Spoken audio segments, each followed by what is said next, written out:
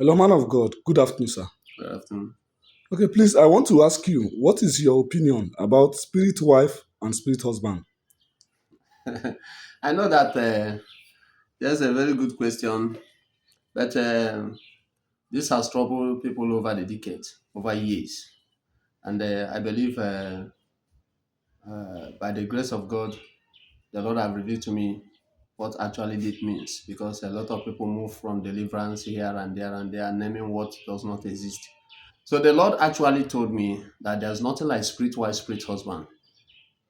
That what we have is maybe evil people in your camp that hide in some kind of idol in the foundation of your residence, foundation of your ancestors in order to defile you spiritually or physically, just to stop you from worshiping the living God.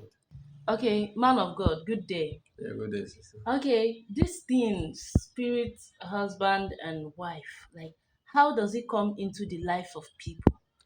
Uh, okay, that's a very intelligent one.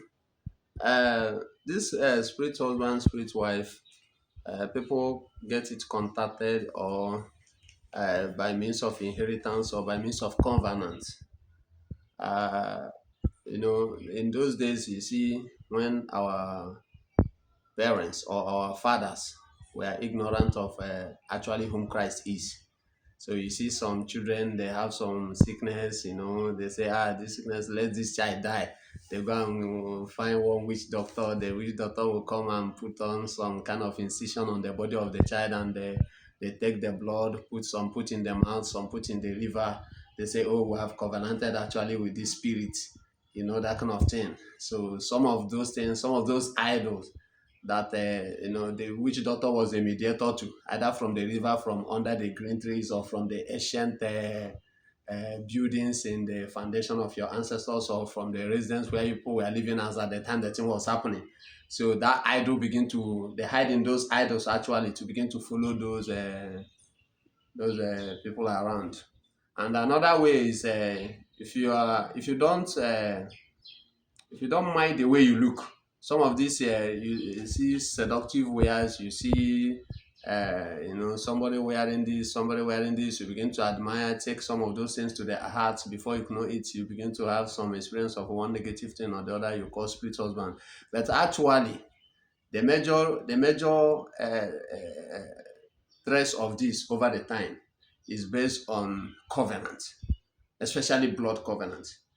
And most of us knowingly, by ourselves in the lust of mind and flesh or the quest for money, go and recruit themselves with some, marine related idols, either in the high sea, low sea, streams and rivers, lakes, and all those kind of things. You see people, some witch doctors, some marine agents carry them to the stream, they watch them, they covenant them with the spirit from the water.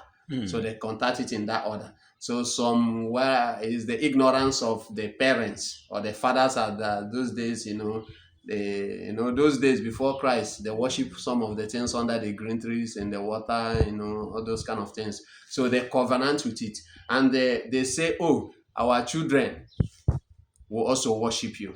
Come and defend us or come and give us money.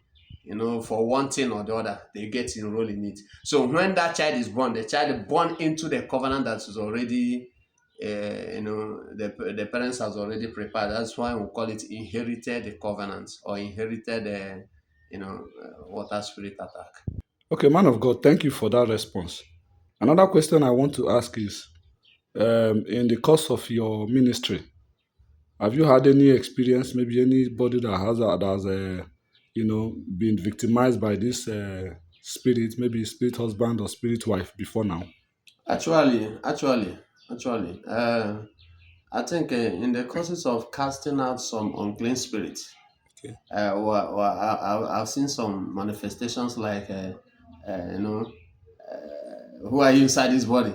You say, I am Father Python, I am Mother Python, Jesus of Jezebel, Obinamere Achieze, Nne Mmiri, Nna Mmiri, Nwoke Ọma, Marine President, and all those kind of names, affliction, the all Mmiri. some of those things, some of those spirits, but they are actually unclean spirits. So how you notice it in the life of these people? You see, they sometimes you see someone come and say, "Oh, I ate in the dream.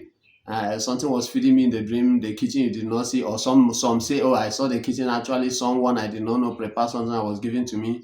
And most of the times, you see, after eating it, for you to know it's not a right food, the person will begin to experience one bad luck or one thing or the other, sickness or disease or any kind of thing, or even can lead to premature death because you don't know what you were fed with actually.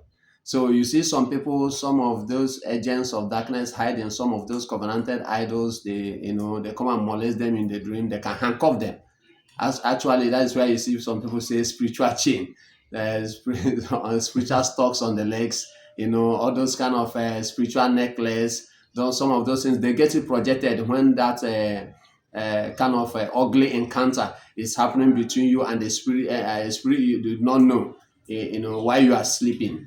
And some ugly experience, exceptionally, it does happen. So you see some people, there are some people that come to me, they say, "Oh, while I was working, a man was talking to me, but he's an invisible person." Yes, I can agree with that because when some of these agents of darkness, when they hide in that idol because they know you were covenanted to that idol, they stay, hide in that idol and follow all the person up, get the person, they get that idol attached to the person, and they probably enter into beds, like you can see in the book of Romans, chapter 1, verse 23.